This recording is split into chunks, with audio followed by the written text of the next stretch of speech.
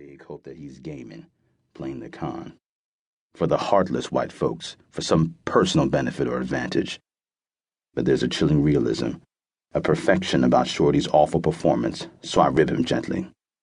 "Buddy, put your pants on. Stop that chump jeffing." Jeffing, playing or employing a low grade of con based on one's blackness and the projection of the contemptible Sambo or Rastus image. Instead of a hospital broad tucking you between white sheets, the ass kickers will show you any minute now. Dummy up for me, pal, huh?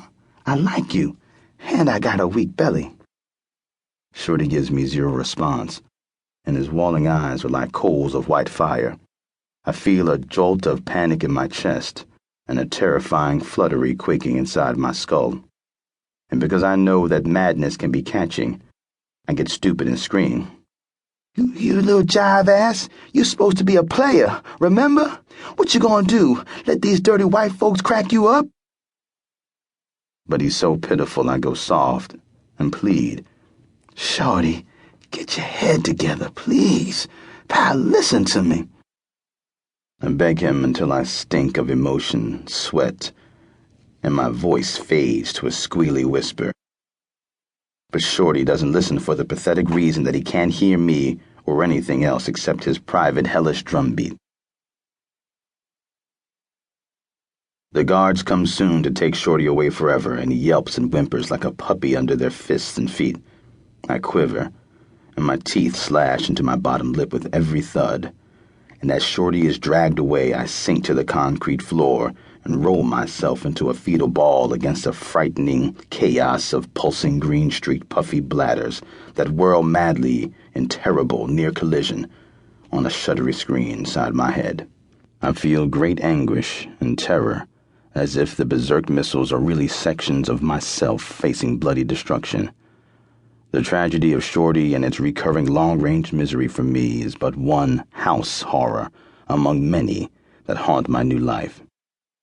A day or so before my expected legal release date from the house, I was taken from my steel box to an interview with a charmer who told me with a choreographed Billy Graham-type smile that a new computation of my time served and owed left me in debt to the joint for 2 additional months.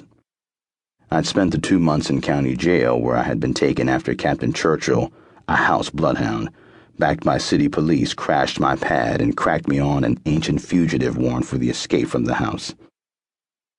I had expected the attempt to steal from me the 2 months served in jail. I stood battered but tall before the desk of the head Nazi and bombed the freakish grin off his fat face with the recital of an affidavit I had composed and memorized. Having no legal training, I could only sense its validity intuitively. My position was that Captain Churchill, a house official, had arrested me. I was from the instant of that arrest legally in the custody of the house, and even in the event that Captain Churchill had somehow managed to jail me on as unlikely a place as the moon for 2 months, I technically would have been serving house time. I closed my argument with a flexing of fake muscle based on the misfortune of a house guard who had furnished grist for recent newspaper headlines. He was then under indictment for selling and delivering a hacksaw blade to a group of half-corpses in the steel caskets down the way from mine. So for a dramatic flexing of that personal muscle, I hunched my wasted frame forward and arrogantly glued my palms to the mirror-like top of the Nazi's desks.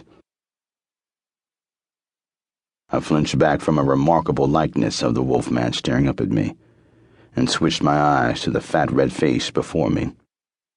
I told it in that low, disarming tone of voice used by sneaky cops just before they stomp or kick you into insensibility that the notorious guard under indictment had delivered to a friend of mine on the outside several pieces of explosive and embarrassing, for the Nazi and his city hall bosses, mail. His face turned red to white to blue, and I remembered the rumors about his faulty pump.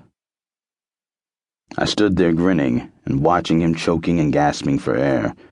I went on to assure him that the letter contained the names of racketeering guards and an expose of corruption within the joint that perhaps even he was not aware of. And I assured him that my friend would make public the contents of the letters if I did not get my legal release date.